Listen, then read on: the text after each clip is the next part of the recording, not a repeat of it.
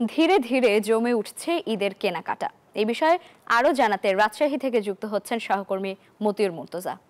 মুর্তজা, জানতে চাইছি রাজশাহীতে ঈদের কেনাকাটা কেমন জমে উঠেছে, আর আরেকটু জানাবেন বিক্রেতাদের কর্মব্যস্ততা কেমন দেখছেন।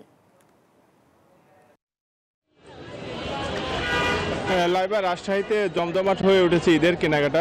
বিশেষ করে বিক্রেতারা বলছেন যে রাত 8টা থেকে 10টা পর্যন্ত সবচেয়ে বেশি ক্রেতাদের সমাগম থাকে। আর এই মুহূর্তে আমরা আছি রাজশাহীর আরডি মার্কেটে। এখানে আপনারা দেখতে পাবেন যে ইফতারের ঠিক আগ মুহূর্তেও কিন্তু ক্রেতাদের যথেষ্ট ভিড় রয়েছে। বিক্রেতারা ব্যস্ত সময় পার করছেন ঈদের কেনাকাটা এবং ক্রেতাদেরও কিন্তু বেশ সমাগম রয়েছে। আর রাজশাহীতে এবছর এই ঈদে জামা জুতো অ্যাকসেসরিজের ডিসকাউন্ট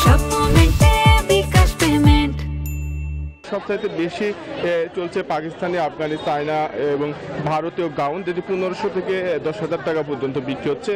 এর পাশাপাশি দেশি বিদেশি কাপড়ের নাইরা সেট 1500 থেকে 3500 টাকা পর্যন্ত বিক্রি হচ্ছে। সারারা বিক্রি হচ্ছে 2000 থেকে 4000 টাকায়।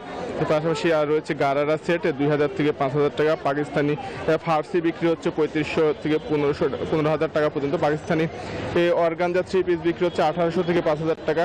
এবং এছাড়া বিভিন্ন ড্রেস কিন্তু বিশেষ করে মেয়ে এবং শিশুদের বিভিন্ন ড্রেস কিন্তু রাজশাহীতে নানা দামে বিক্রি হচ্ছে। তবে বিক্রেতারা বলছেন যে সকালের দিকে ভিড় কম থাকলেও রাত 8টা থেকে 10টা পর্যন্ত প্রচুর ক্রেতাদের সমাগম থাকে। তারা ব্যস্ত সময় পার করছেন ক্রেতা বিক্রেতা, এবং ঈদ যত এগিয়ে আসছে বিক্রিও কিন্তু তত বাড়ছে। এই ছিল রাজশাহী থেকে সর্বশেষ লাইভা।